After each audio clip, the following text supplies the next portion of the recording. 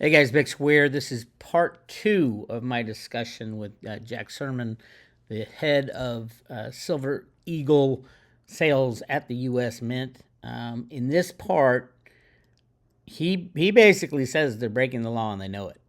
There's a few times that, and also we talk about sourcing the blanks and the price they're charging. Are they getting a premium, and where does that premium go, and who allowed that according to the law? So check out the rest. Again, if you haven't heard part one, go back and look at part one, listen to part one, and this is part two. But to see the program implode the way it has and become number two or number even three, I don't know. I don't even know if it's number two still in the world as far as popularity. It leaves a sour taste in all my customers' mouths. Everybody I talk to is like, "Oh my God, what is happening at the Mint?" And you can imagine someone like me, that came here 35 years ago, came from the financial industry, and brought this program from zero awareness to the number one traded bullion coin in the world, to seeing what's happened to it now after 35 years. You can imagine. I can't. It's hard for me to witness what's happened, and I got to tell you, I don't see any remedy in sight, and that's what's sad, because the Mint's procurement office is simply unable to find another supplier, and Sunshine's the only one, and like you say, Sunshine's making them for a lot of other people. But that's the key also. And how much does Sunshine make on the Mint compared to how much it makes for other people? Well, so you can bet they're taking a look at their contracts with their other customers, probably saying, well, why should I make more for the Mint? I make a lot more selling them to Canada, right, or to these other private companies. That's what Tim Power said. I did an interview with him. That's what he said. But I pointed out. By the way, I often refer to Tom Power as Tim Power by accident. So it is Tom Power at the Sunshine Mint, the guy who runs it. The U.S. Mint is the only mint on the planet that is legislated to buy silver blanks at any value, at any amount, to meet public demand. And I've been through the law on this. I've looked it up. And to that point, the Mint does procure some of its gold bullion blanks and all of its platinum bullion blanks. It procures all of that from overseas suppliers. The gold? They're not legally allowed to do that. Only silver. No, they can procure gold from overseas suppliers. I know you're going to say, well, the legislation says domestically mined gold from the GATT countries, and you know what, you can write your representative. Yeah, that goes far. And you can ask these questions, and they'll probably kind of at some point in time end up on my desk. But we get all of our platinum from a company called MKS or PAMP. You may have heard of. Yeah, I know PAMP. PAMP gold bars. They're in Lugano in Switzerland. Yeah. We get all our platinum there, and we get our 24 karat gold blanks from PAMP, and we also do business with the Perth Mint in Australia. Right. So why not silver though? Why not? Let me finish. Silver? So since the Mint is unable to source additional Silver Eagle blanks or 3/9 fine blanks that meet the Mint spec, that's another issue. Then it can go abroad. And I dare say they are likely looking at that option.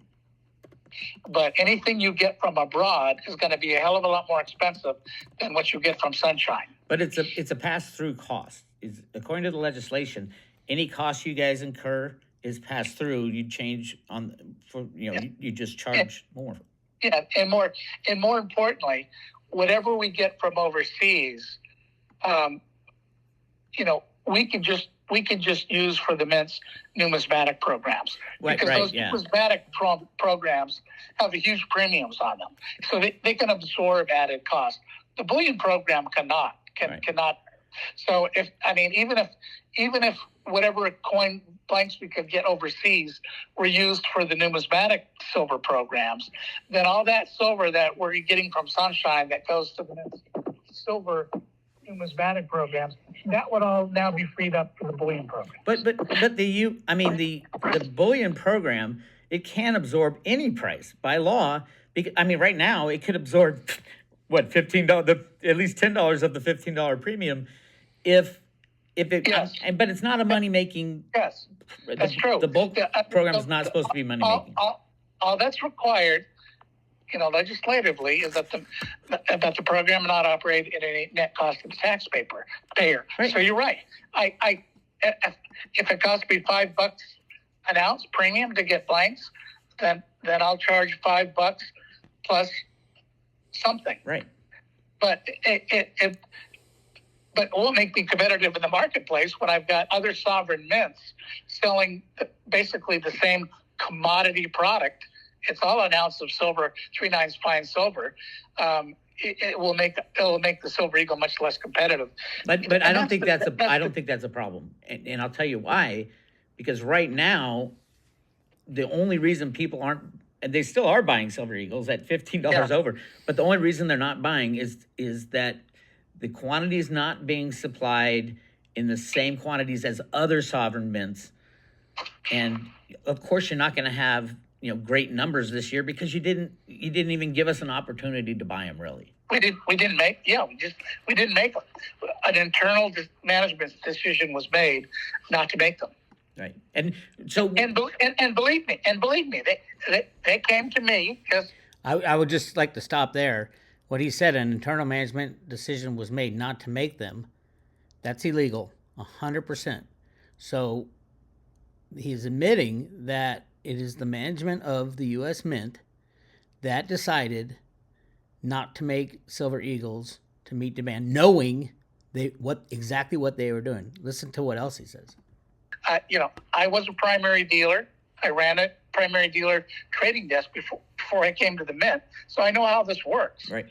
And so they came to me and said, basically, what can we get away with that's palatable? Yeah, but that is a shocking revelation. What can we get away with that's palatable? That tells you, that sums up the Mint right there. What can we get away with? Legally, you can't get away with anything. Anyway, here I go.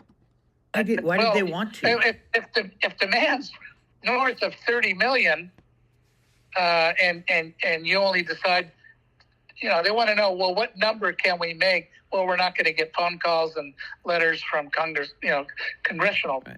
But why would they want that? Wouldn't they want the program to do well? Look, if you're running a business and you have a lot of different product lines, every product line has a different margin, my friend. Every product has a different margin. And if you only have a finite supply of something, as a business, you're going to maximize the sale of products that makes your business the most margin. But that's illegal. What you just described, from what the law says, it's only, I get the things you can mark up, and you guys do, obviously, from the website. But from the law, it says you are required to make the silver bullion, bulk bullion program available to the people at your cost. There's no markup that is written into the law for the bulk bullion. And I'm not asking if you guys mark it up more or not, but there is a requirement to supply it. There's not a requirement to supply the commemorative coins and all the other coins, just the Silver Eagle bulk. Yeah, no, you're right. You're right. The legislation, my understanding, has been that the bullion program, by and large, is primarily supposed to just be a break-even program. Yeah, that's the law. Whatever my costs are, you pass through. You put a little bit of a buffer on it, and that's what you pass it through to the consumer. Yep. That has changed. But it didn't change legally. It changed with the new administration, probably. Thank you. So, did you know David Ryder? Yeah, I knew. Yeah, I know David Ryder very well. He's my favorite mint director. Yeah, Dave Ryder and I were. We were very, we were close, and because he got it. He had a good head for business, Mm-hmm. and he got it. And at some point, a few years ago, here's the other kind of dirty little secret. If you think about it, when the program came out in 1986, and it was marketed and targeted and positioned as a break-even program, and that the mint shall sell these coins to the public at its cost plus some buffer to ensure all program costs were covered. Well, when the program launched, gold was around $400 an ounce, Mm-hmm. and if you just use gold as an example, what's 3%, which is my premium on 1 ounce gold? What's 3% of 400 versus 3% of 2,000? Right. So as the price of gold has soared, the mint has not lowered its premium. And so the mint has gone from making X margin to making quite a bit more margin. Right. Yep. And that's reported in the annual report. And nobody. I don't remember anybody congressionally going to the Treasury Department and saying, your bullion program used to break even, but in those years when we made 50 million silver eagles, that bullion program threw off a profit of $40-50 million. Other than, there is a hedge book that gets run. Are you involved at all with the hedge book? Hedge book? Yeah, the U.S. Mint hedges its silver purchases. I know that. The hedge has nothing to do with it. The hedge is just another cost. And there have been times, not to bore you with this stuff, but when COVID hit, the availability of physical silver and gold, for that matter, began to dry up. A lot of the physical silver was over in Europe and London. But that's when you guys doubled production. They couldn't get the physical silver to North America.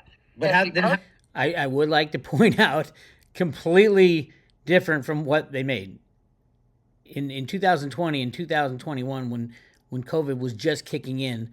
The U.S. Mint doubled their production. So what he's saying here is not true. And I've heard it from other mint employees. I've heard it from Tom Power over at the Sunshine Mint. What they're saying is not true. In 2020, the U.S. produced 30 million silver eagles. In 2021, the U.S. produced 28 point something million silver eagles. So what they're saying and what has been regurgitated many times is not true. Did you double production? And because of that, the Mint had to raise its premiums on silver and gold. But since then, it lowered its premium on gold back down. But interestingly, and nobody has called us on this yet, we didn't lower our silver premium back down. Right. So we used to be at, I don't know, $2.50 or something. Yeah. I can't remember. I can't keep track of all the changes, but we raised it to $2.95 where it is right now. When COVID got over and the supply of physical became available, the hedge, since you brought it up, the premium I have to pay on the hedge on gold, which maybe during normal times is 25, 50 cents an ounce over the fix, was $5, $6, $7, $8, $9, $10. Yeah. But see, that's the thing about COVID, because Tim Power said the same thing, the guy at Sunshine. He said the same thing about COVID, and yet in 2019, you guys did 14.8 million eagles. In 2020, it was 30. And 2021, just the heart of COVID is 28. So, I hear and I understand the answers why it didn't work. But the numbers are proving something different. Well, other than the Mint, all I can tell you is right now the Mint internally is making a conscious decision, right, to make a specific number of bullion coins. It knows demands 30 or 35 million. Yeah, or higher if there was or higher. Absolutely. We reach out to our primaries. We used to reach out to our primaries, and I mean, the other cockamamie thing that happened last year is we got a brand new administration after David Ryder left, right? Yep. And that I don't get. And the head of manufacturing convinced the new director of the Mint that he needed to halt all gold and silver bullion production by August.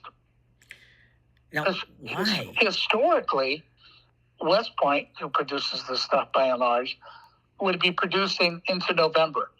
And that would give me and my desk an opportunity to get additional coins for the fourth quarter calendar year. This last year, and this is all internal management stuff. Right. The director was convinced by the head of manufacturing that he needed to halt 2022 bullion production by August. So he told us on the bullion desk side, you only have, and this was probably late May. So that was David Ryder at the time, right before he left. No. David Ryder was gone. Oh, okay. This was the new director. Interesting. And yeah, she didn't have any late May or early June. An internal policy was made to stop 2022 production in August. Wow, is that an admission or what? Internal, they said stop production in August. Normally, they used to say December was the month, and then they started doing it in November. But this is August. They are literally illegally trying to shut down the Silver Eagle program. Guess what?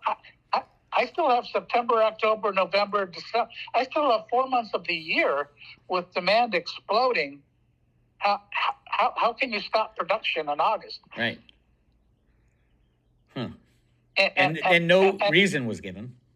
And I won't tell you what was said to me when I stood up and said, look, I've been doing this a long time. You can't do that. You can't limit production when demand so. And we knew what demand was because we had talked to our primary dealers. Oh, absolutely. And it's still there, believe it or not. Dealers told us what they would buy between June and December 31st. Yep. And we communicated that, and it was like, well, sorry, we have to stop production in August, so you're only going to be able to get, if you're lucky, half of that. Wow. That was the start of gold premiums soaring in the secondary market. Oh, absolutely. If you can't get the Silver Eagles, you're going to go for the Gold Eagles. But silver was the same thing. And we saw that they told us what their demand was for Silver Eagle. Oh, yeah. And it was huge. And imagine sitting in my seat and having your primaries come back and say, between June and December, we want 20, 25 million ounces of silver.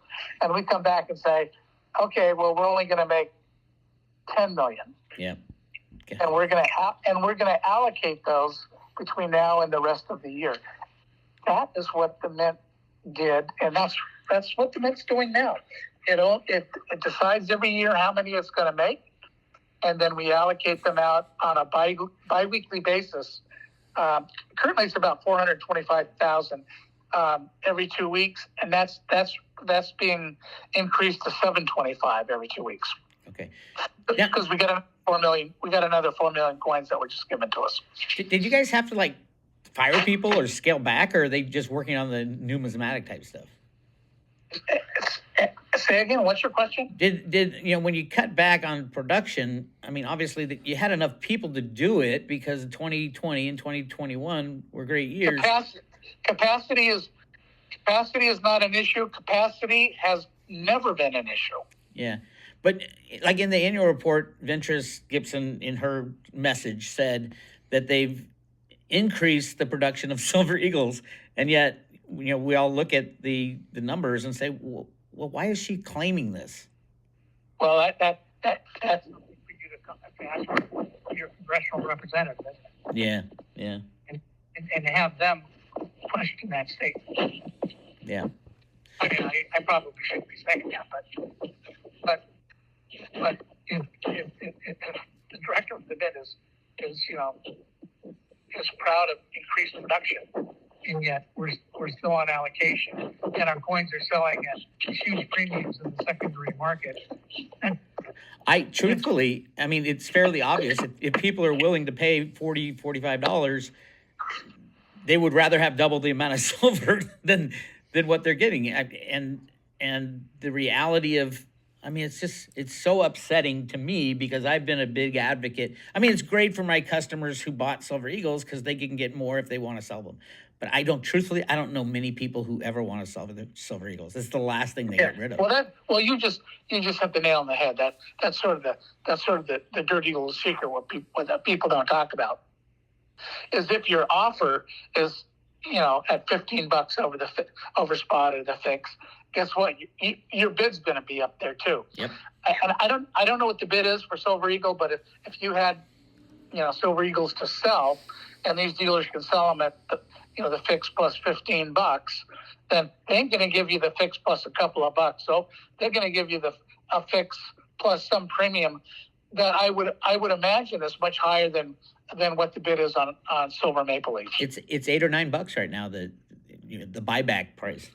Wow, yeah, that's probably the strongest bid I've seen ever on bullion, and that's what we tell customers is, yes, you're probably paying a higher premium in the secondary market, but a portion of that premium is generally recoverable on resale. But yeah, well, there's a lot. There's a lot more programs in the Mint that are using that platform, that 3/9 platform. And the Mint has to decide, what to make. And,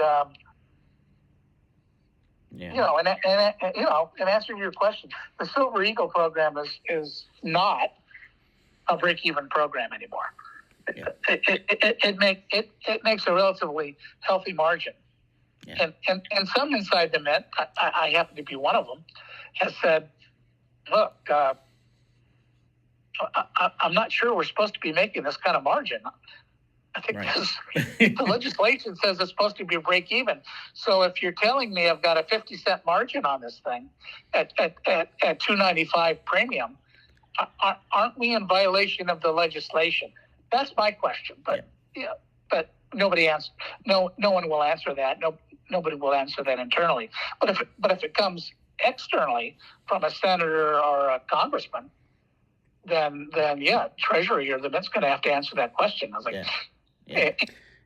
Now, I mean, at some point you just feel for this guy Jack because he knows what's going on, except he can't come out and say it.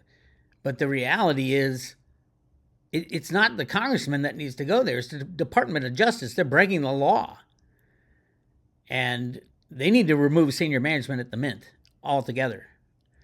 It is egregious, it is embarrassing, and it is destroying the best silver program on the planet and probably the most patriotic thing that the United States does is make the Silver and Gold Eagle program. And at least that's what Janet Yellen said in her commercial about Silver Eagles. So something is broken and it needs to be fixed immediately. But so far, to my knowledge, nobody has asked that question. Do you think that, let's just say things changed in the next, say month. Let's say things changed in a month and all of a sudden there's huge focus on making Silver and Gold Eagles. Can the Mint ramp up production if they're given the mandate by either Yellen or Gibson to say, okay, now we got to go full What did I just say? You said you have the capacity. Do you have the people? And yes. All you got to do is bid more on the silver blanks. Yes. And Tim Powers running a business. The Mint has plenty of capacity to make an S load more of Silver Eagles if it is given the blanks. Right. If somehow, what happened with Powers and Sunshine, it's kind of interesting, when we were selling 35, 40, almost 50 million Silver Eagles a year, 2015, 2016-ish, and then the wheels kind of came off the bus. Yep. And demand suddenly plummeted quite a bit. And so what happens is the mixed procurement office, they arrange to have a certain number of blanks delivered, every few weeks from Sunshine. And so what was happening is demand started plummeting for the Mint Silver Eagles, but the Mint was still under contract to continue to accept all this silver. Mm-hmm. Yeah. And I got news for you. Unlike gold blanks that can sit on the shelf that for quite a long time, silver is not like that. Silver will tarnish. Silver will spot. Right. So you need to turn whatever inventory of blanks you're getting in. You need to turn those into coins, but the Mint's not going to turn all that silver into coins when it's looking and seeing that the APs aren't buying coins. They would be crazy to make coins that they know, because they're going to end up at the end of the year with an S load of unsold inventory, and nobody wants the current dated year next year. Right. So it has to be very careful about what it makes. So what the Mint did is finally they said, well, look, we're getting 500,000 a week from Sunshine, but you're not even selling 100,000 a week. So the Mint called up Sunshine and said, ramp the F down. Yep. And they did. And they ramped Sunshine way down. And once they did, Sunshine has never come back. Right. Because they got new customers. To those old levels. I don't know where they are now. But I just remember when we ramped them down. And then the demand started picking up again, and then we started freaking out, like, how come we don't have blanks? And it was like, well, because you ramped Sunshine way down. Right. And now, on this point, I don't think I discussed it in this discussion with him, the reason that the Silver Eagle market went crazy from 2008 on to 2016 was 100% because J.P. Morgan was shorting the COMEX and taking delivery of silver wherever they can get it, including the Silver Eagle program. Ted Butler has analyzed this and seen the warehouse movements. Now, he believes that J.P. Morgan melted down the Silver Eagles after they got them. Remember, J.P. Morgan doesn't care about money. It cares about controlling the silver price. So J.P. Morgan, supposedly, according to Ted, melted down the Silver Eagles back into the 1,000-ounce COMEX good bars, and that's where a lot of this silver came from, which is the most insane thing ever, because you're basically paying, well, at the time, the premiums were nothing, hardly anything. So it wasn't that big of a cost to them, other than it distorted how much the real demand was, because you had one entity who's taking literally half or more than half of the Silver Eagle production from 2008 when they took over the Bear Stearns short to 2016 when they finally got shut down in the game they were playing. So it wasn't a traditional supply demand problem that screwed up the Mint as far as working with a single supplier, Sunshine Mint. But I want to stress, from 2000 to 2021 is when they did double the production they did in 19 and 18. And that was with just the Sunshine Mint. So the Sunshine Mint, that argument falls on its face too, because they were able to provide 30 million blank rounds in 2020 and 28 million in 2021, even though half the year in 2021 was taken up by the changeover to the new Type 2. It should have been 35 to 40 in 2021. And then Ventures Gibson came in and basically shut the program down. Just keep that in mind as you listen to the problems that the U.S. Mint encountered with the Sunshine Mint, it wasn't the Mint's fault. It wasn't the Sunshine Mint's fault either. It was Jamie Dimon and J.P. Morgan and Blythe Masters' fault for stealing silver. And mind you, we're talking over what Ted estimated it at 150 to 200 million in silver eagles. I mean, if you think about the Hunt brothers, all they were dealing with is 100 million in physical silver, or 110 million ounces. So J.P. Morgan should have been taken out of the picture long ago, but they still are the number one player in the silver program. And now you're whipsawing them. Now you're turning around and saying, no, ramp back up. You can't do that to vendors. It's very difficult to kind of whipsaw them that way. So I just remember the Mint did ramp them way down, and Sunshine continues. I mean, the Mint continues to try and get them to make more and more, and they're always saying every week in our bullion call, we're working with Sunshine, we're trying to get them to ramp up, but they're at maximum capacity right now, and blah, blah, blah. And that's the broken record I'm hearing now, is they're pretty much at capacity for what they can give the Mint. Yeah. So until the Mint decides internally that we want to make more bullion instead of more numismatic coins, and I don't know. Maybe you're right, and maybe someone from the Hill, congressional stakeholders they're called, will call Yellen on the carpet on that and say, look, it says in the legislation the secretary will make them in quantities she deems appropriate in order to meet public demand. Clearly, you're not meeting public demand. Maybe you need to take another look at this. And you guys are ready to do it. Nobody has. Nobody's really kind of called the secretary on it, and I just don't see that happening. By the way, everybody has in silver. We've all been screaming, writing letters to our congressmen, writing letters. I have many letters to Janet Yellen, to the CFTC, to the Mint. It is not true that nobody's doing it, but they don't take the people seriously. They only take their bosses seriously, and their bosses are ridiculous. Oh my goodness. Okay.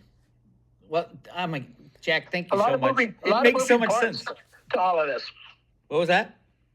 I say there's a lot of moving parts to all of this, yeah. But it's like you say, the bottom line is for those of us that have been here. Well, no one's been here as long as I have, to see our production, knowing what demand is.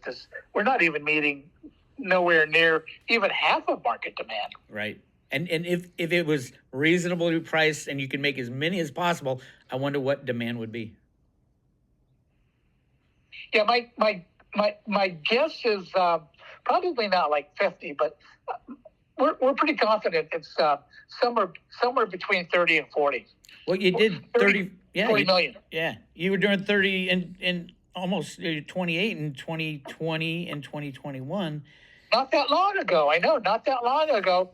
And then internally, I think the what was it? The Morgan and Peace was a huge numismatic program, right? And again, Congress keeps passing these things on a 3/9 fine blank. They have no concept of, look, we can't get blanks. If you're going to make us divert blanks to the Morgan and Peace numismatic coin, that means I can't make bullion coins for the investor. They don't understand that in Congress. Yeah.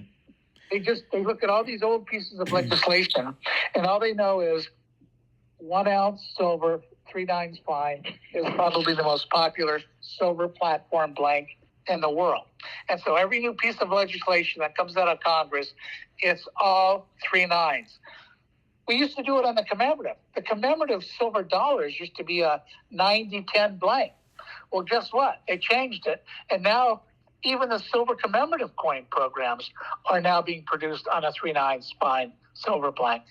All of our numismatic silver, and then we're also making silver medals for the first time. Those silver medals are all produced on a 3/9 fine silver blank. So we've had a proliferation, and those are not legislatively required. Those are just something that internally decided to make because I think they would be popular, because the bronze medals are not popular. But when you make them in a 3/9 fine silver, suddenly they're popular. basically it's anything but the Silver Eagle bulk program. Yeah, I don't use the word bulk because the Mint has what's called a bulk program, and that bulk program is only associated with the numismatic programs that offers. And we just call it Silver Eagle Bullion. Yeah, technically it is bulk, but it's a whole. I call it a wholesale program, so you don't confuse bulk, which a lot of people equate with the numismatic side. Bullion is not numismatic. Just call it wholesale. But right. Yeah, so I mean, I think even for next year, here we are in June, and I did get manufacturing to agree to not cut 2023 production off in August like they did last year. They are now going to continue production later into the year, which is good.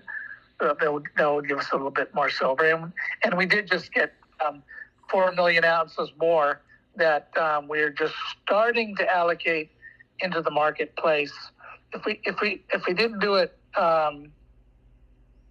it would have been yesterday. If we didn't do it yesterday, it'll probably be on the next allocation. Okay. The allocations will go from 425 biweekly to 725. So theoretically, we're increasing supply, and then the question is, will that have any impact on premium? I don't know. I don't think so. Not enough to have that much of an impact, but yeah. Wow. Okay.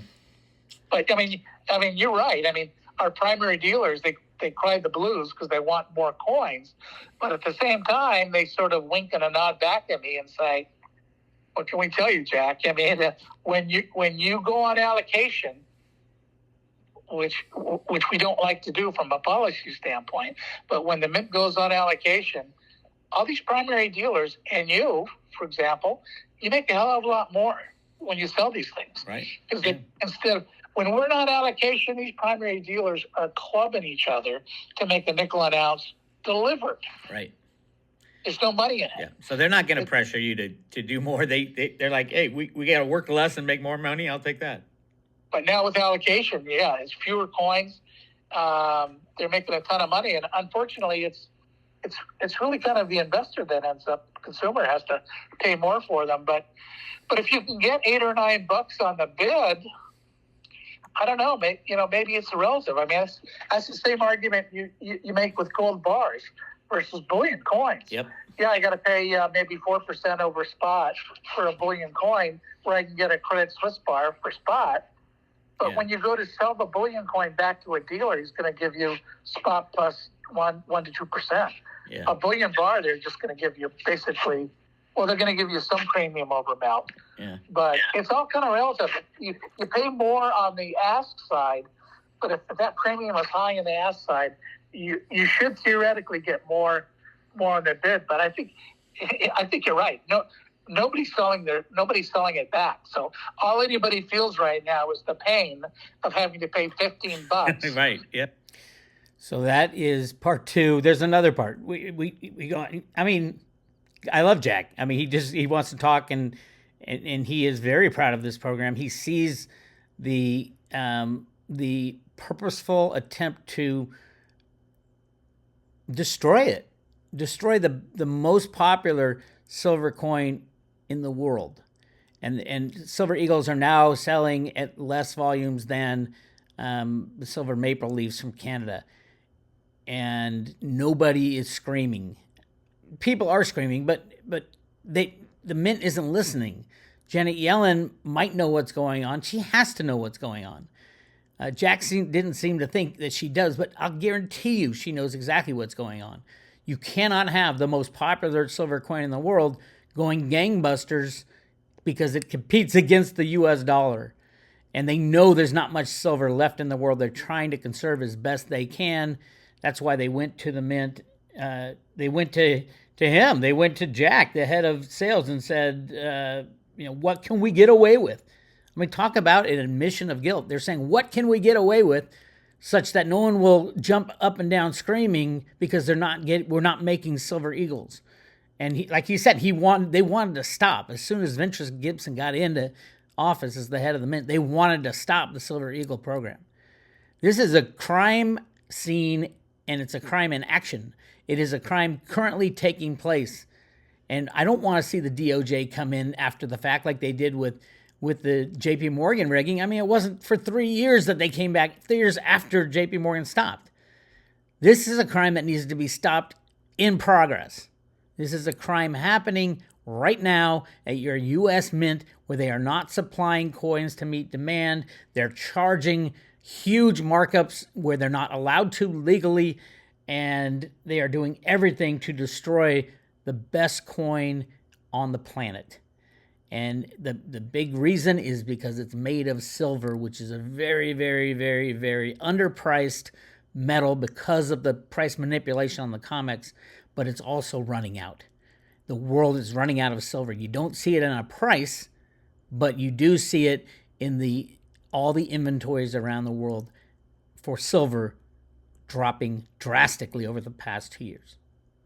So I'll come out soon with part number 3, but this one is just full of instances where he admits the U.S. Mint is breaking the law over and over and over again. If you want more information, go to roadtoruda.com and check out what we got on the big conspiracy to rig the silver markets. This is Big Swear. I'll talk to you later.